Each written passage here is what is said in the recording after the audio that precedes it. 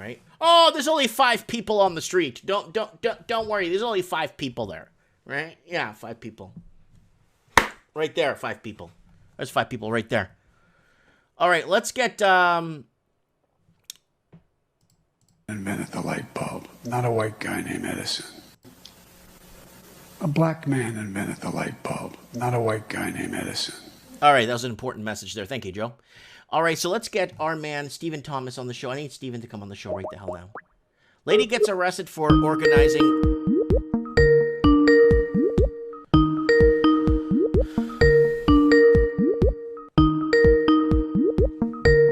Hello. Hey, Stephen Thomas, how are you, my brother? I'm good. How are you today? You know how it is. You win some, you lose some. Yes, exactly. I think we just lost.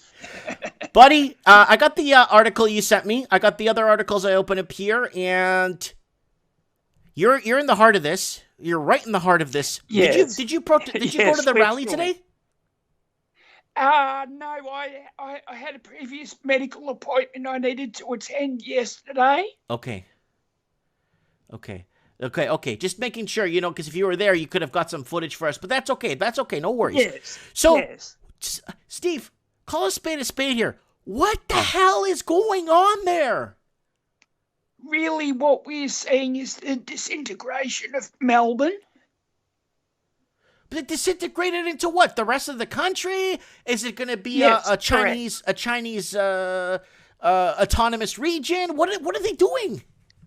Well, as I said a while ago, I think I mentioned the Belt and Road project economically makes sense. However, because of the politics of it, it means that Victoria State is indebted to China.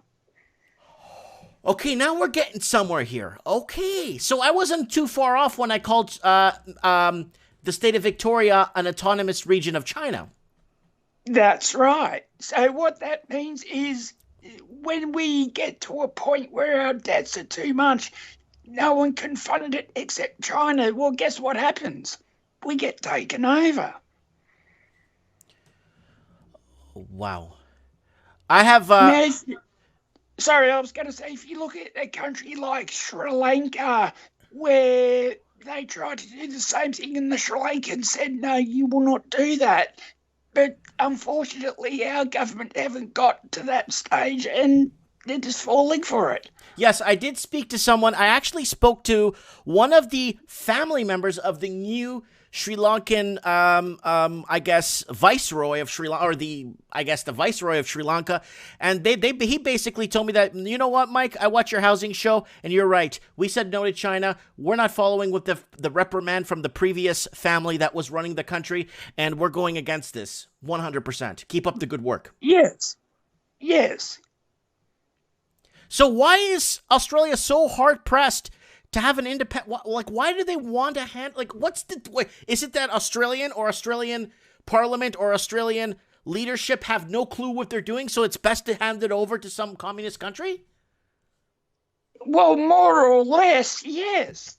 You got to remember the states are acting independently of the federal government in the national cabinet. Okay. So the Prime Minister has no power. So then what happens to... So that's why you have a specific region in the country that looks like it could easily secede if it had to. Well, I'll tell you today, Western Australia look like also succeeding for the opposite reasons to what we will. So can you see a breakup of Australia in the future? Yes.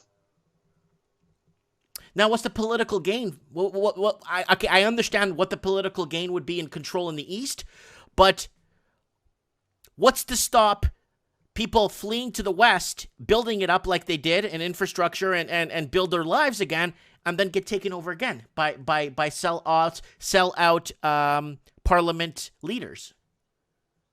Well, this is the end game, isn't it? Because no one really knows. Because no one's saying at the moment, it's all top secret. If you find out, you'll get done for incitement here.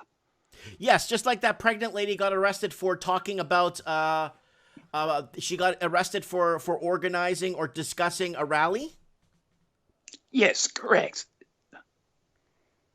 Yeah. See, the thing is, here it is. Like, that's freedom of assembly, right? And Yes. countries like Australia, Canada, UK like to believe they have a constitution like America does.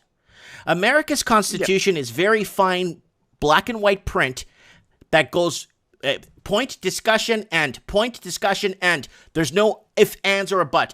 If you look at the Australian, the Canadian, all the constitutions from the Commonwealth, you would notice that it's very vague. Yes. Our actually constitution was written in the 18th century, the 19th century, and it was promoted to England and royal assent in 1901. Right. The Commonwealth. So what that means, it took about 10 or 15 years to get it accepted across the line by the Queen of England, which was then Queen Victoria. Right. Right. And she visited Australia in 1972, right? No. No, her mom. I'm talking about the daughter. Queen Elizabeth. Yeah, Queen Elizabeth. Yes. Sorry, Queen Elizabeth. Yeah. Yes. Wow. Okay, so do you still have to can't go 5 kilometers out of your house or 5 miles out of your house? Are you still under those heavy regulations? Yes, we are, and it's just been extended about an hour ago for 2 weeks. That's correct. Yes, I'm thinking this could go for. Okay, you brought this up. We brought this up. We discussed this like 5 weeks ago. That this could go for 24 months. Yes, that's right. Stephen, I don't know what to say, man. I really don't know what to say. So, well, I'll tell you another story too. Please. I've heard a lot of people comment to me their income is about to go down by 40 to 50% in the next 4 to 6 weeks. Right. We're talking about the financial cliff of September, October, right? Correct. Right. So the thing is, if you stay in Melbourne, what do you do for food? Because if you can't afford it, that's it. You have no life.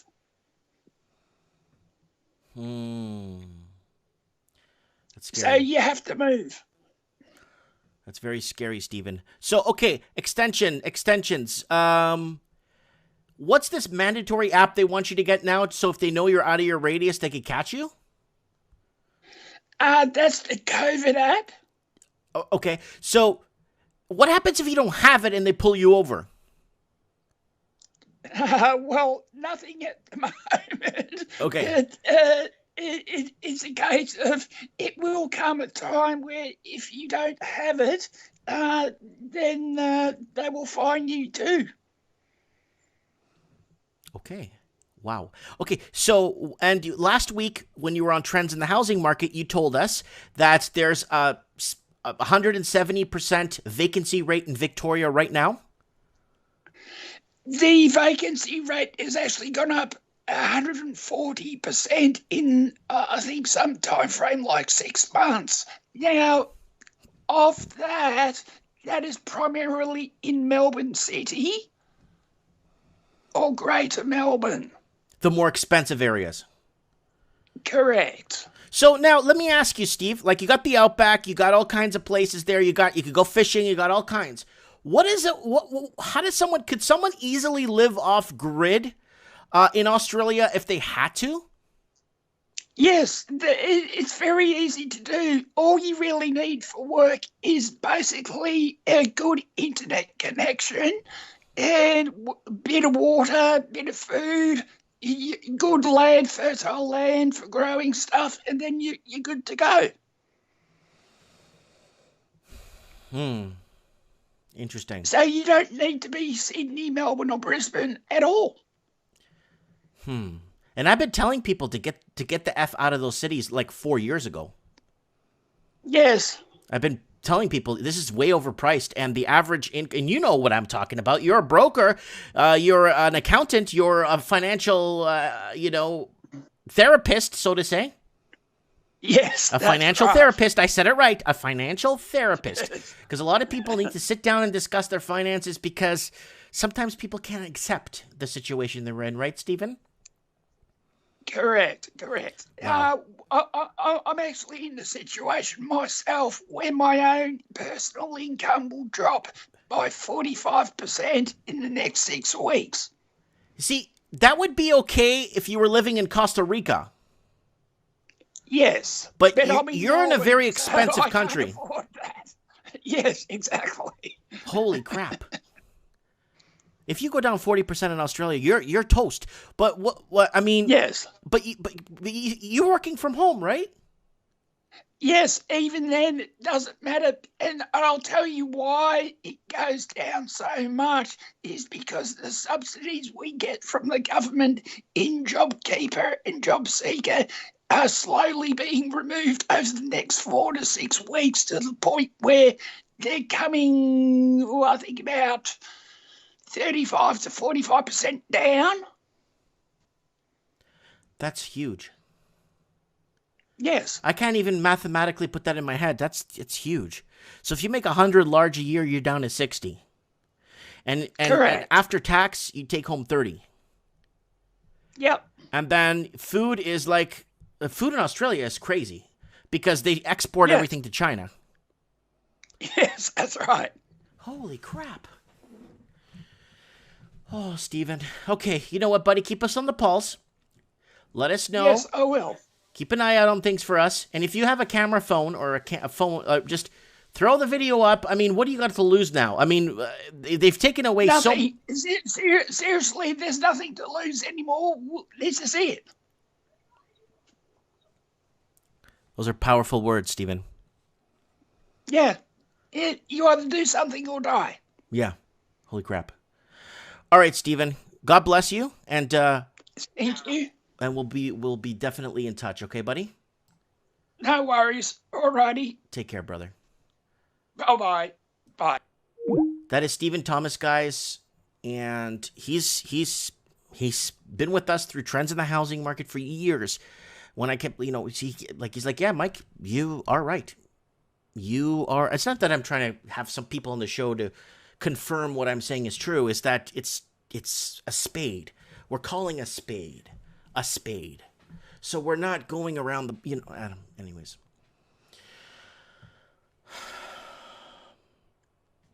So we got Anna Key saying JobKeeper started at $1,500 per fortnight. Now it's gone to $1,200 to March to March next year.